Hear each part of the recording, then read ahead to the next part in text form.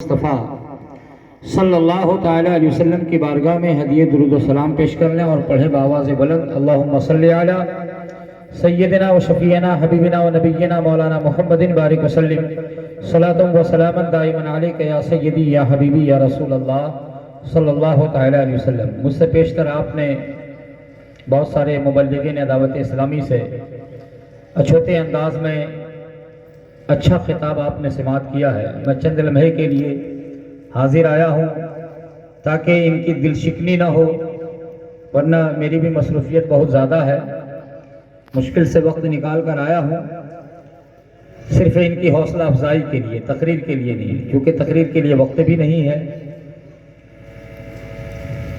میں اپنی گفتگو کا آغاز علامہ اقبال کے ایک شعر سے کرتا ہوں۔ علامہ اقبال نے فرمایا کہ حیرت ہے کہ تعلیم و ترقی میں ہے پیچھے، حیرت ہے کہ تعلیم و ترقی میں ہے پیچھے، جس قوم کا آغاز ہی اقرا سے ہوا تھا۔ علامہ اقبال کہنا یہ چاہتے ہیں، اس کو سمجھنے سے پہلے میں آپ سے ایک سوال پوچھنا چاہتا ہوں کہ پیغمبر اعظم صلی اللہ تعالی علیہ وسلم جب اس خاکدان گیتی پہ تشریف لائے تو 40 سال تک کوئی میسیج، کوئی پیغام، کوئی وحی، کسی آیت کا نزول نہیں ہوا۔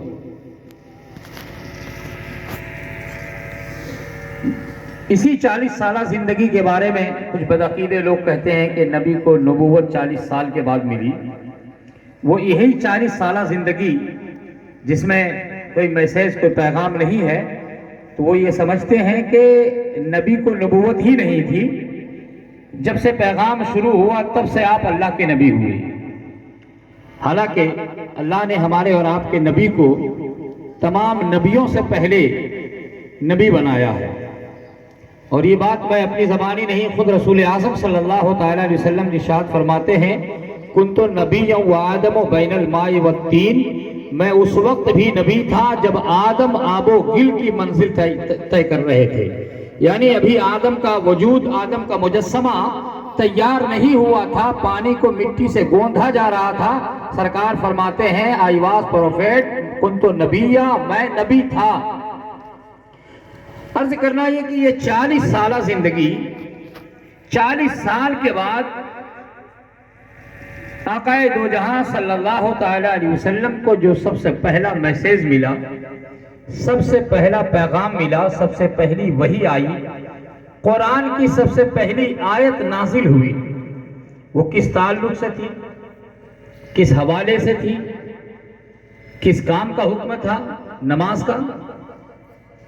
علماء سے آپ پوچھیں کہ کیا سب سے پہلے 40 سال کے بعد جو پہلا میسیج آیا، وہ میسیج کیا تھا، کس بات کا تھا، کس بات کا حکم تھا؟ کیا نماز کا حکم آیا تھا؟ تو علماء کہیں گے نہیں۔ روزے کا؟ نہیں۔ حج کا؟ یہ بھی نہیں۔ زکوٰۃ کا؟ یہ بھی نہیں۔ شادی بیاہ کا؟ یہ بھی نہیں۔ تو یہ پہلا میسیج کیا تھا؟ توجہ ہے آپ حضرات کی؟ یہ پہلا میسیج کیا تھا؟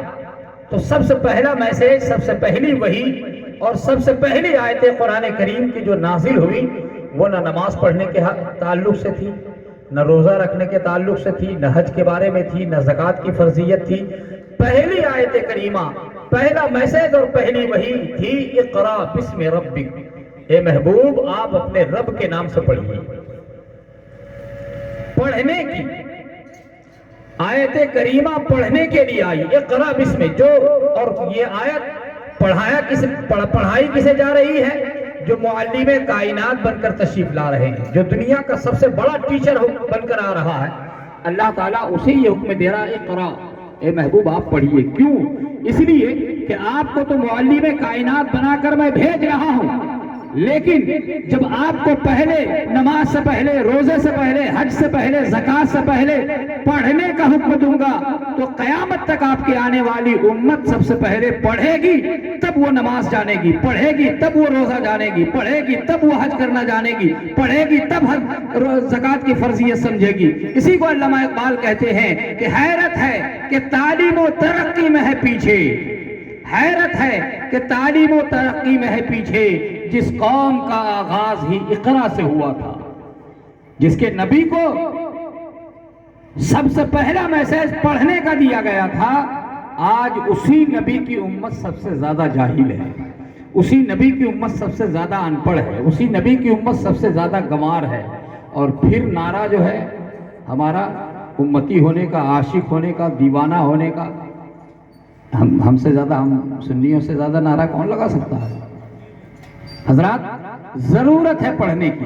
یہ ادارہ گھر گھر جا کر کے چندہ ایک ایک آدمی کے پاس خوشامد کرنا پڑتا ہے۔ مدرسہ بنانا کوئی بہت آسان کام نہیں ہے۔ میں بنا رہا ہوں، میں سمجھتا ہوں کہ ادارہ بنانا کتنا مشکل کام ہے۔ لوہے کا چنا چبانا نہیں، گٹی چبانا آسان ہے، مدرسہ بنانا زیادہ مشکل ہے، بہت مشکل کام ہے۔ لیکن یہ مشکل کام کیوں کرنا چاہتے ہیں؟ کیوں اتنی محنت کی ہے؟ تو اس کی وجہ یہ ہے کہ اگر علماء اپنا قدم آگے نہ بڑھائیں اور ادارے کا قیام نہ ہو، ادارے کا وجود نہ ہو، تو یہ قوم تو یوں ہی جاہل رہنا چاہتی ہے، مکمل یہ قوم گمراہ ہو جائے گی۔ اس لیے گمراہی سے بچانے کے لیے ذمہ داری بنتی ہے علماء کی، وہ آگے بڑھیں، قدم بڑھائیں، ادارے قائم کریں، مدارس قائم کریں۔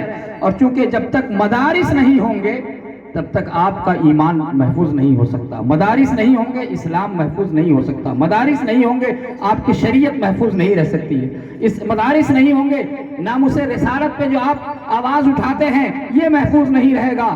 ان تمام چیزوں کی حفاظت کے لیے ادارے کا ہونا ضروری ہے۔ لیکن ادارے، جہاں ادارے بنتے ہیں وہاں وہ جگہ اللہ تبارک و تعالی اپنے حبیب کے صدقے میں ان جگہوں کو چن لیتا ہے، اس کا انتخاب کر لیتا ہے، اور پھر وہاں تعلیم حاصل کرنے والے طلبہ بھی اللہ تعالیٰ کے منتخب بندوں میں سے ہوتے ہیں۔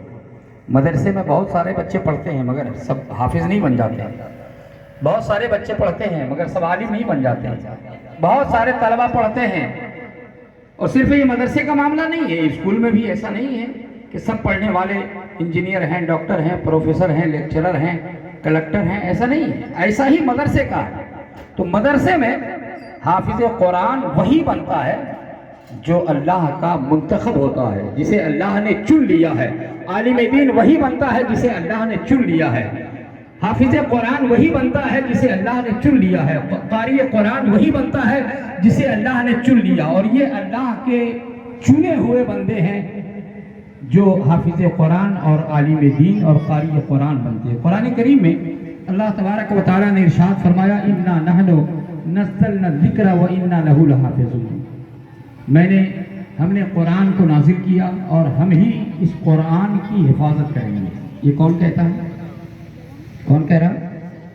اللہ تعالیٰ فرما رہا کہ ہم نے قرآن کو نازل کیا اور ہم ہی اس قرآن کی حفاظت کریں گے، ہم ہی اس قرآن کے محافظ ہیں۔ اللہ تعالیٰ اس کی حفاظت کیسے کرے گا؟ اس کی محافظت کیسے ہوگی؟ کیسے ہوگی؟ اب اس کو ایک مثال سے آپ سمجھیے کہ آپ کے ملک کا بادشاہ